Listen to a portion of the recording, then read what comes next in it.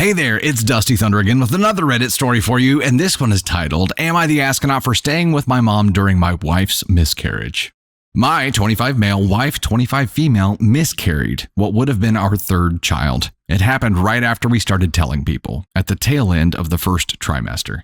My sister-in-law drove my wife to the hospital, but during that time, me and our two kids, 4 female, 2 male, were at my mom's house, and my mom, 44 female, is also pregnant and has been extremely sick during her entire pregnancy. Well, this just got complicated. This will be my 6th sibling, with me being my mom and dad's oldest. My mom and dad are not getting along at the moment because a lot of my mom's family is very outspoken against the LDS church, and she continues to acknowledge their birthdays, and my dad and his church friends have been publicly insulted by my uncles.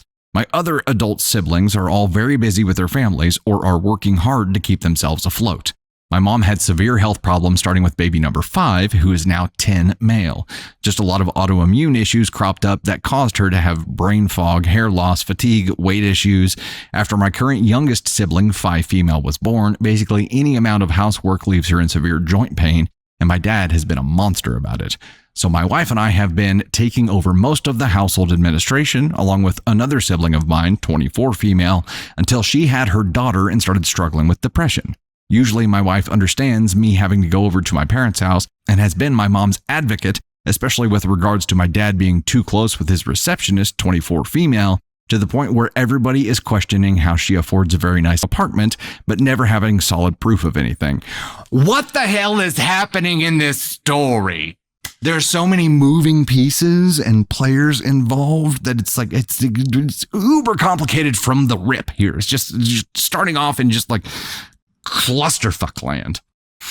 Yet during her pregnancy, she has been very upset and made comments about me always being there and that we needed to draw lines between family and extended family, which upset me. I feel like my wife likes being self-sufficient and I don't do well when there's problems I cannot solve.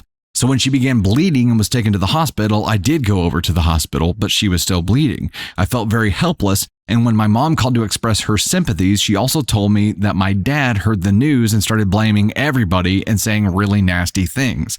So she was crying, and I felt like at least I could go help her around the house with my siblings and my kids at the house and go grieve with her. Dude, are you shitting me? Is this mama's boy night? Is that what it is? It's mama's boy night? It's like at the club. They've got ladies' night. They got mama's boy night. Every mama boy gets in with no cover and drinks from the teat for free. So I left the hospital and my wife is now very upset because apparently somebody she didn't like tried to visit and I wasn't there to advocate for her. I feel very bad, but felt like I was no use since the baby was gone, and at least I could help my mom live out her pregnancy in some comfort and shield her from my disgusting excuse for a dad who my mom is only holding on to since they grew up together and because our family and social circle at least makes him respect her as the mom of his kids. Am I the astronaut? Question here is, am I the astronaut for staying with my mom during my wife's miscarriage? Yes! Yes! Yes! Yes! This is a terrible, terrible, terrible thing to do to your loved one. You feeling like you were useless at the hospital because the baby was already, what were you going to jump in and like perform surgery and try to save the child? You would have been useless no matter what happened here. In that respect, you weren't there to be a medical resource. You were there to be a comforting resource, to be a rock, to be a partner to your partner. Weird how that title like means what it says, right? Partner.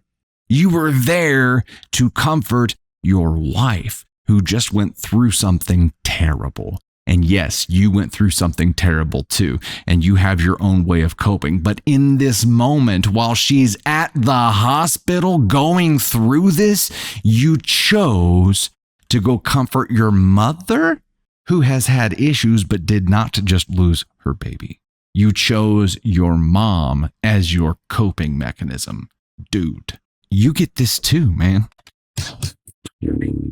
I understand like wanting to help and wanting to do something and wanting to feel like you're contributing in some way, but you have to be able to disconnect from yourself for 1 minute and think about your partner. You have to be able to think about your partner's feelings. You have to be thinking, what do they need? What can I do for them? He was only thinking, what could I do for the baby?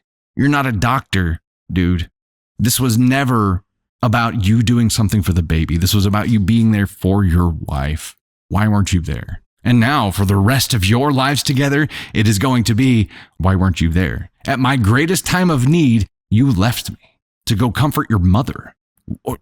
You know, in the cartoons, like the dynamite thing where they push the handle down and it goes boom. That's what he just did to their relationship. How could you ever trust someone like this who in your darkest moment abandoned you? How could you ever trust someone like that? Yeah, and they have 2 children already, apparently, right? Yeah, they have a 4-year-old and a 2-year-old. They have 2 kids already.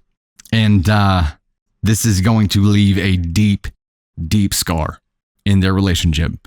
And he comes from a dysfunctional family already. He comes from a toxic family already. So his idea of a functional family is already jacked up. So now he's created his own dysfunction. He's become a self-fulfilling prophecy. Why is it so hard to think beyond yourself? And maybe he grew up in an environment where him contributing in some way was what was expected of him. But just being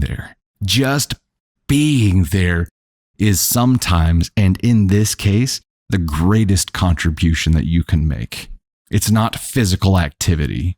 It is emotional support. And his inability to understand that here raises massive red flags for the remainder of their relationship. Bailing on her in her darkest moment is an unforgivable sin. I would be highly surprised if she ever forgives him. To choose not to be there. Ugh. Somebody tried to show up that she didn't want to come visit her, and she had no one there to advocate for her. She had no one there. In her darkest moment, you left her alone. It wasn't just that you weren't there, you left her alone. Yes, his dad's a piece of shit. Cool, you just chose to be just like him. Apple didn't fall far from the tree on that one, as much as he dislikes that tree.